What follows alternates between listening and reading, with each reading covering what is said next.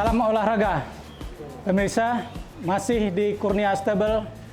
Kita akan melihat-lihat fasilitas dan sejumlah kuda yang ada di sini yang biasa dipakai oleh atlet-atlet binaan Pak Anas. Di kandang ini terdapat sekitar 12 kuda ya Pak? Yang di kandang ini ya? Di kandang ini ada 12 kuda dan ada di bawah nanti kita akan lihat sekitar 13 sampai 14 kuda lagi. Dengan total jumlah kuda 25.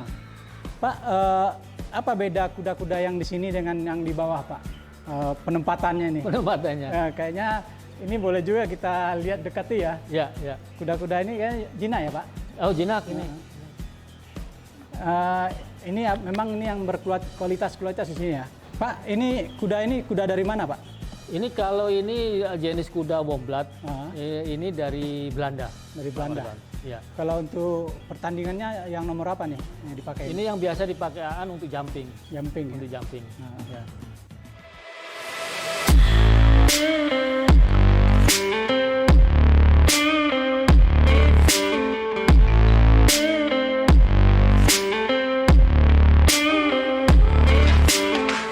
Ya, ini jadi yang di kandang ini memang kuda-kuda yang aktif bertanding itu kita tempatkan di kandang utama ini. Ini kandang utama. Tadi kalau disampaikan ada kandang di atas, ada kandang di bawah. Ya inilah kuda-kuda yang dipakai untuk prestasi AAN sepanjang selama ini bertanding ya adanya di sini. Dari mulai kuda yang dari Jerman, yang dressage maupun yang untuk jumping. Tapi ini kan beda semua ya, tipikal kudanya juga beda ya. Beda. Tapi kalau AAN menunggang kuda ini udah serasi semua, gimana? Ya alhamdulillah karena faktor rutin latihan dan sering bertanding dengan mereka ini ya intinya sih kuda-kuda di sini udah kepegang semua. Udah dapat chemistry-nya. Sudah dapat prestasi semua. Ya. Bagaimana yang di bawah Pak? Yang di bawah kan ada lagi. Sama, yang kuda-kuda di bawah itu kebanyakan itu adalah kuda-kuda ex pacu, kuda-kuda G yang itulah yang kami latih, yang kami pergunakan untuk pemula-pemula yang mau belajar atau atlet-atlet yang baru kita mulai didik untuk itu. Pak, kan ada proses ya kalau sudah latihan gitu kemudian kuda-kuda itu dirawat, seperti apa itu kan dimandikan atau diapain sih Pak di sini? Jadi kuda itu sehari 2 kali Pak, di grooming, dirawat, digerakkan lah istilahnya seperti itu. Nah ini kan setelah habis dipakai latihan nih Pak? Ya, tadi dipakai. Nah, dibersihkan. Ya. Perlu dimandikan nggak setiap kuda ini biar nyaman atau apa gimana gitu? Perlu Pak, jadi kan dia tadi berkeringat kan, habis dipakai latihan dia berkeringat dan sarana lapangannya kan pasir. Pasti kan pasirnya itu juga debu-debunya itu kan pasti nempel ke mana ke badannya, nempel dengan keringat. Nah itulah dengan dimandikan untuk supaya bersih. Nah, Pak, kita boleh lihat yang lagi dirawat habis latihan? Boleh, ayo kita lihat sambil hujan-hujanan dikit Pak. Mandiin kuda. Ya, ini udah. Ini kan habis selesai latihan. Masih diajak keliling gitu? Iya, untuk pendinginan. Oh iya. Jadi sama lah Pak, kalau kita habis latihan kan ada pemanasan, ada latihan terus ada pendinginan. Nah ini dipakai jalan. Nah ini biasanya kan dia masih berkeringat nih. Oh betul.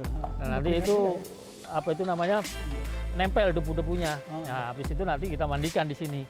Nah ini tempatnya. Iya.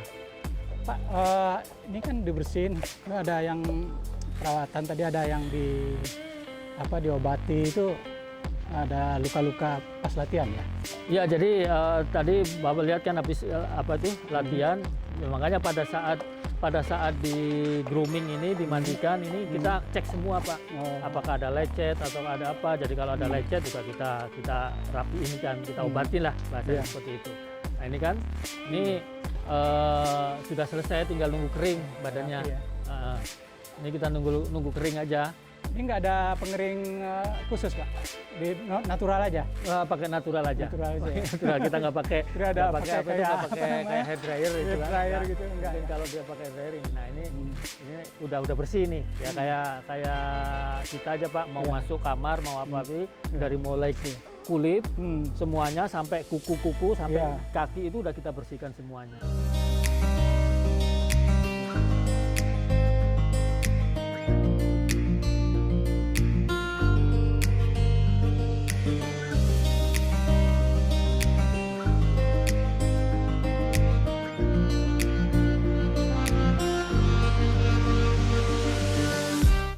Pak, dengan pola makan mereka ini gimana Pak? Setelah dimandiin ini ada jamnya untuk ngasih makannya?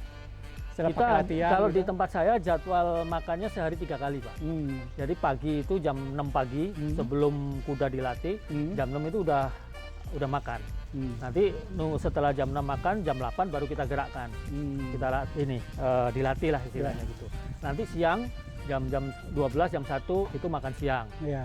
Nanti yang ketiga menjelang maghrib. Nah, ini mungkin setelah dilatih kita bersihkan, masuk kandang, dikasih rumput, nanti nunggu maghrib dia baru makan malam. Makannya antara pagi, siang, malam itu ada ini nggak, pola berbeda nggak? Misalnya kalau pagi harus gini, ntar malamnya harus ini gitu. Jadi kita bicara ransum Pak, jadi takaran. Jadi kuda itu masing-masing kuda stabil terus, dia makannya itu aja. Cuma memang antara pagi, siang, dan malam itu pasti beda untuk takarannya. Karena kan kalau pagi waktunya singkat untuk dia latihan. Siang dia agak lama. Malam lebih lama lagi karena kan nunggu pagi lagi. Nah itulah itu strategi kita untuk menjaga kondisi kuda supaya tetap fit. Jadi siklusnya begitu terus ya? Betul. Soal nutrisi dipantau juga sama dokter hewan? Dipantau juga. Jadi kita kan juga makanya pakan tadi yang saya bilang ransum tadi itu disesuaikan dengan berat badannya, dengan kebutuhannya. Kalau dia latihan berat juga pasti ditambah. Ya kayak atlet aja Pak. Dari suplemen dan vitaminnya juga masuk juga. Kontrol dokter itu setiap hari Pak? Kontrol dokter kita berkala yang rutin itu setiap seminggu sekali. Oh, seminggu sekali. Tapi ya kita sih nggak berharap ya. Tapi kalau ada hal-hal yang urgent, dokter siap berkunjung datang. Okay. Pak, kita boleh lihat kandang-kandang ini di bawah. Mungkin ada kuda-kuda yang biasa dipakai juga buat latihan. Boleh. Silakan Ya. Pak. Kita ke kandang bawah.